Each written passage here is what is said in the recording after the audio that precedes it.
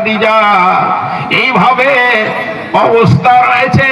কিছুক্ষণ পরে নবী মুহাম্মদ সাল্লাল্লাহু আলাইহি ওয়াসাল্লাম গায়ের চাদরখানা মুখমণ্ডল থেকে সরিয়ে বলছেন, খাদিজা রে, আমার প্রাণের ভয় হচ্ছে, আমি হয়তো মারা যাব, আমি হয়তো মারা যাব। এরা মা বোনেরা আমার, নবী মুহাম্মদ বলছেন, খাদিজা রে, আমার প্রাণের ভয়, আমার জীবনের ভয় হচ্ছে, আমি মনে হয় মারা যাব। সেই সময় স্ত্রী কত বড় দায়িত্ব নিচ্ছেন হযরতে খাদিজা রাদিয়াল্লাহু তাআলা আনহা। স্বামীকে সান্ত্বনা এইভাবে দিচ্ছেন, কাল্লা, কখনোই নয় গো স্বামী, আল্লাহ আপনাকে ধ্বংস করবে না গো স্বামী।